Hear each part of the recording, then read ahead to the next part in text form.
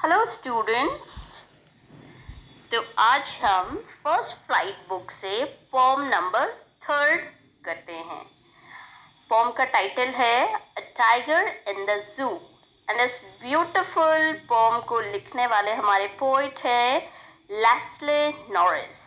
Okay, सो Leslie Norris जी की इस beautiful pome को हम करते हैं आज, पढ़ते हैं, देखते हैं क्या है इसमें। तो ये पोम एक टाइगर के बारे में है जिसकी लाइफ एक पिंजरे में और उसके नेचुरल हैबिटेट मतलब जंगल में कैसे क्या डिफरेंस है उसमें। ओके, सो पोएट डिफरेंस बताते हैं एक टाइगर का, कैसे उसकी लाइफ कॉन्क्रीट सीमेंटेड एक केज में है और उसके ऑपोजिट वो जंगल में किस तरह से रहता है। हम इस पोम में देखेंगे 5 स्टैंजास हमने देखे हैं, लेकिन इन 5 स्टैंजास में the poem moves from the zoo to the jungle and back again to the zoo. ठीक है, कभी वो किसी स्टैंजा में डिस्क्राइब करते हैं जू के बारे में और किसी दूसरे ही स्टैंजा में वो डिस्क्राइब करते हैं जंगल के बारे में कि कैसे टाइगर को जंगल में होना चाहिए। सो डिफरेंट स्टैंजा डिफरेंट जगह के बारे में डिस्क्राइब करते हैं कि कैसे टाइगर जंगल में रहता है और कैसे वो केज में फील करता है। सो जैसे हम देखेंगे इन 5 स्टैंजास में से फर्स्ट स्टैंजा बताता है कि टाइगर इन द जू एंड सेकेंड एंड थर्ड जहाँ पे शुड है तो मतलब रहना चाहिए कि टाइगर इन द जंगल में कैसे रहता है। फिर again fourth and fifth stanza is back to zoo, the tiger in the zoo. Okay, so let's take the poem stanza wise. He stalks in his vivid stripes the few steps of his cage on paths of velvet quiet in his quiet rage. तो जैसे ही कविता शुरू होती है, कवि एक चिड़ियाघर के पिंजरे में बंद एक शेर को देख रहा है। पिंजरा बहुत छोटा है, मतलब शेर जैसे बड़े जानवर के लिए वो केज बहुत लिमिटेड स्पेस है, बहुत छोटा है और शक्तिशाली शेर उसमें केवल कुछ कदम ही उठा सकता है, मतलब he can take 4 or 5 steps maximum. उसकी धारियां, पट्टियां मतलब धारियां जो उसके बदन पे है चमकीले सजीव रंग की होती हैं, वो बड़ी शाइन करती हैं। उनके पैर के पैड मतलब मखमली नरम पैड्स जो होते हैं और उनकी ताकत के बावजूद वह असहाय रूप से चिड़ियाघर में कैद है। टाइगर को देखिए जंगल का राजा बोलते हैं, लेकिन वही टाइगर जब केज के अंदर बंद कर दिया जाता है तो उसकी सारी पावर भी लिमिटेड हो जाती है। टाइगर क्रोध से भरा हुआ है, बहुत एंग्री है क्योंकि उसको इनकेज्ड कर दिया गया, उसको केज में बंद कर दिया गया है, उसकी पावर को लिमिट कर दिया गया है। लेकिन वह शांत है क्योंकि वह जानता है कि वह असहाय है, मतलब उस टाइम वो पावरलेस है, वो कुछ नहीं कर सकता है। ओके, नेक्स्ट स्टैंजा में क्या कहते हैं poet? He should be lurking in shadow, sliding through long grass near the water hole where plum deer pass. Okay, so poet बोलते हैं, पोएट पक्ष में है कि टाइगर जैसे वाइल्ड एनिमल को उनके नेचुरल हैबिटेट मीन्स उनके नेचुरल घर में ही आज़ादी के साथ रहना चाहिए। तो वो क्या कहते हैं, कवि को पिंजरे में बंद टाइगर को देखकर बहुत दया आती है। वो कहते हैं कि टाइगर को अपने प्राकृतिक घर आवास जंगल में शिकार करना चाहिए। लर्किंग इन शैडो मीन्स उसको शैडो मतलब जंगल में पेड़ के किनारे झाड़ियों के किनारे अपने शिकार करने चाहिए, वहां घूमना चाहिए। वह लंबी घास के माध्यम से फिसल रहा हो और जो लॉन्ग ग्रासेस है उसमें उसको स्लाइड करना चाहिए अपने प्रे को कैच करने के लिए। फिर वह पानी के जहाँ पे पानी होता है, नदी नाले कुछ भी कहो, वहाँ पे उसको बैठे हुए देखा गया है चुपके से, सो दैट वो वेट कर रहा है इन द सेंस कि जैसे हिरणों का झुंड या किसी और जानवर वहाँ पानी पीने आएंगे और वो उनको पकड़ लेगा। ठीक है, प्लम डियर मीन्स मोटे ताजे एकदम हेल्दी से हिरन वहाँ आएंगे पानी पीने और वो उनका शिकार कर लेगा। तो ये नेचुरल वे है टाइगर का जंगल में रहने का।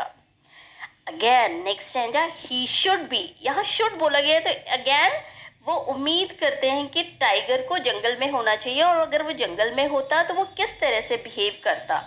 ही should be snarling around houses at the jungle edge, bearing his white fangs, his claws, terrorizing the village. कवि कल्पना करते हैं कि अगर बाघ किसी भी शिकार को खोजने में असफल रहता तो वो क्या करेगा, मतलब जंगल में अगर उसे कुछ नहीं मिलेगा तो वो क्या करेगा, वह आगे कहते हैं कि बाघ बहुत गुस्से में होगा और आसपास के गांव के घरों के चारों ओर घूमेगा। स्नैरलिंग मीन्स चक्कर लगाएगा। वह गुर्राता है और अपने सफेद फैंग्स, मतलब अपने फैंग्स मतलब होता है फ्रंट टीथ, जो साइड के कैनन टाइप टीथ होते हैं, उनको दिखाएगा। अब उनको दिखाने का मतलब है एंगर शो करना। अपने बिल्ली के देखे होंगे, कुत्ते के देखे होंगे, ठीक है, जब वो अपने साइड के जो लंबे लंबे दांत दिखाते इन्हें फैंग्स कहते हैं।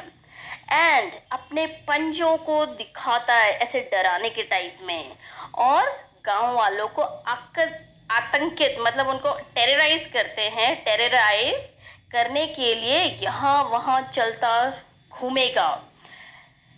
कवि हमको बताते हैं, संकेत देते हैं कि अगर जंगलों को नष्ट, मतलब वो पोएम तो एंजॉय करा रहे हैं लेकिन साथ ही साथ एक मैसेज भी दे रहे हैं कि अगर आप जंगल काटोगे, इस धरती को, इस पूरे ब्रह्मांड को कंक्रीट रूप में फॉर्म कर दोगे, हर जगह घर मॉल्स वगैरह बना दोगे तो जंगल कट जाएंगे। फिर जंगल में रहने वाले जानवर कहाँ आएंगे? ऑब्वियसली वो शहरों में, हमारे घर में आएंगे। आपने देखे होंगे ना, बंदर हमारे छत पे टंकियों के ढक्कन निकाल देते हैं, कपड़े वगैरह जो सुखाने के लिए रखे होते हैं उन्हें फेंक देते हैं। तो यही होगा। वैसे ही शेर भी लोगों को डराने के लिए उनके घर पे जाने के लिए मजबूर हो जाएंगे। But he is locked in a concrete shell, his strength behind bars, stalking the length of his cage, ignoring visitor. ये शेर को होना तो जंगल में चाहिए, लेकिन क्या हो रहा है, वो एक कंक्रीट शेल में, शेल मतलब पिंजरे में बंद है, लॉक्ड है। कवि उसको देखते हुए कहता है कि कैसे अपनी ताकत के बावजूद, मतलब एक खूंखार ताकतवर जानवर होने के बावजूद वो एक पिंजरे में कैद है और बस थोड़े से कदम ही चल सकता है। बाघ, बाघ मतलब जो टाइगर है, और जो उस जू में विजिटर्स आए हैं उनको कोई देख भी नहीं रहा है, उनकी तरफ इंटरेस्ट भी नहीं ले रहा है, उन्हें डरा भी नहीं रहा है और उनको इग्नोर कर रहा है, जो उसे देखने के लिए चिड़ियाघर में आए थे। और क्योंकि उनके लिए वह पूरे दिन कोई आराम नहीं कर सका, रात के समय भी गश्ती गाड़ियों मतलब जो पेट्रोलिंग गाड़ियां होती हैं के कारण बाघ परेशान। अब क्या होता है, टाइगर बिल्कुल भी रेस्ट नहीं कर पाए क्योंकि पूरे दिन विजिटर्स आते रहे हैं और उनको परेशान करते रहे हैं। विजिटर्स आपने देखा कैसे टीज करते हैं, एनिमल्स को परेशान करते हैं, उनका टेंशन वो करते हैं। एंड रात को भी वो आराम नहीं कर पाए क्योंकि पेट्रोलिंग की गाड़ियां वहां घूमती रहती हैं और गश्त लगाती रहती हैं। अब आते हैं हम लास्ट वाले स्टैंजास पे। He hears the last voice at night, the patrolling cars, and stares with his brilliant eyes at the brilliant stars.